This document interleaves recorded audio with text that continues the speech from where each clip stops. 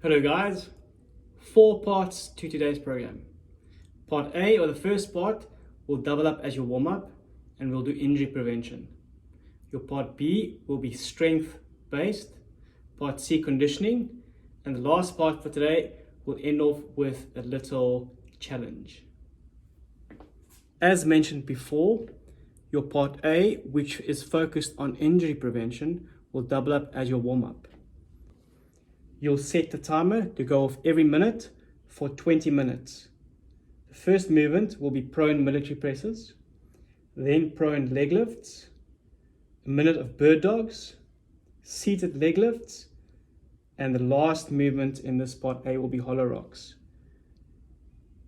You will complete a full 4 rounds of each. Lie down flat in your tummy, chest and chin off the ground. Tuck your chin in, back of the neck nice and long. Thumbs up, squeeze shoulders together, drive up, squeeze together again. Drive up, squeeze together. Prone leg lifts. Okay, the goal over here is to activate the glute muscles. 2 variations to this exercise. Both legs up or alternating legs. You'll be lying down, squeezing your glutes as you lift up your legs and relax. Squeeze, lift up your legs and relax. The movement is activated or initiated by the glutes. If you find that too hard, you can alternate legs up and down.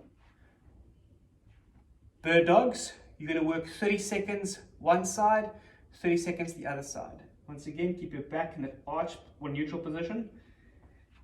Hand underneath your shoulder, opposite arm and leg will work together. So up over there, slowly down. What I want you to add is bring your knee and your elbow together and you keep working up and down for 30 seconds. After 30 seconds, change. Seated leg raises. Once again, you'll work 30 seconds right, 30 seconds left. The idea behind this goal is to activate a muscle called the VMO. It's a muscle located just above the knee. So you work that muscle and you also work your hip flexors. Get your back nice and upright, and then you oscillate your leg up and down for 30 seconds. Maybe from this side, your leg is slightly turned out, and up and down 30 seconds, up and down 30 seconds. Hollow rocking. Imagine you're pulling the bottom part of your ribs towards your hips, and you want to shorten this distance as much as possible. So you pull your feet off the floor, and you pull your shoulders off the floor in that position. Hands overhead and small movements, roughly 20 to 30 degree angles, just rocking forward and backwards. If that's too hard, bring your hands to the side. If that's too hard, bring your knees up. Common mistakes is touching the ground. If you do that, you'll lose tension. Or bring your legs too high up. So do not touch the ground, do not bring your legs up too high. Part B is a strength priority part, and you'll focus on the following movements. Single arm leading strict press. You'll do 8 to 10 reps per side. Into single arm Russian kettlebell swings. Into a single arm overhead stability hold. Either walking for 10 meters or holding the object for 20 seconds overhead, and you alternate sides for the same duration. The idea is to work for quality, so set your timer to go off for the allocated time, and you just keep working through these exercises, trying to improve until the time is up. Single arm kneeling strict press. So you'll have one leg on the ground, the other leg bent at 90 degrees. The same leg that's planted on the ground, that arm will be doing the work. So weight to your shoulders, driving up, full extension, drive the shoulder forward and back down. Avoid excessive arching in the spine. Drive up, chest forward and back down. If you do not have a dumbbell, odd object like a water bottle, balance in your shoulders and drive up and back down. Drive up, back down. Last option, backpack or an odd object. Get a nice grip of the backpack, drive up and back down. Drive up, back down. Do the same amount of reps on both sides, left and right. Single arm Russian kettlebell swings. What you want is a weight which you manage to hold into one arm. I have a dumbbell, so I don't have a kettlebell. I'll make this work for me. So what you're going to do is, similar to a deadlift, get your back in that neutral position. You swing your dumbbell down and pop it up to shoulder height. Pop it up to shoulder height. Okay, in terms of movement standards, down, tension in the back, pop it up, and your kettlebell needs to go up to a point where it breaks shoulder height. Back down. Rule of thumb is you must be able to see underneath your weight. If you do not have a kettlebell, a water bottle works well. Okay. Also, if you're younger and not too comfortable working with the weight, this works absolutely great. So, water bottle. This water bottle's got a hand on it. Right. Swing it down, pop it up. Down, pop it up. Front view. Down, pop it up. Down, pop it up.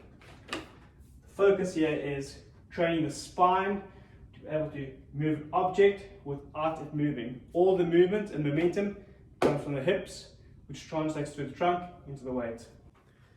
Once again, depending on the weight you've got available, you might want to double up on the reps. We programmed 5 reps, but if your weight's very light, double the reps.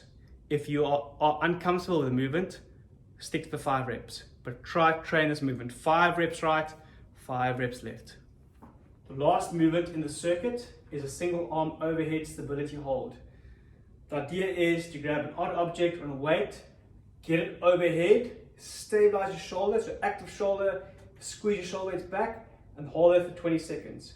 You could also walk around for about 20 meters, so 5 meters forward, 5 meters back, change arms, and repeat. Up, overhead, so active drive, shoulders active, either hold for 20 seconds, or you can walk with the weight in that overhead position.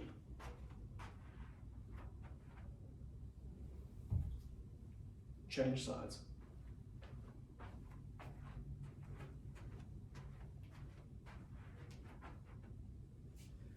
It does not have to be a dumbbell, like I mentioned before. It could be a water bottle. The moving water makes it even harder.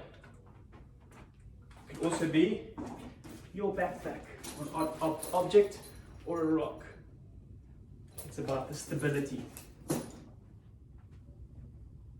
For part C, you will do a 15-minute AMRAP, so as many rounds as possible, AMRAP in 15 minutes. There are 3 movements involved: push-ups, sit-ups, and squats.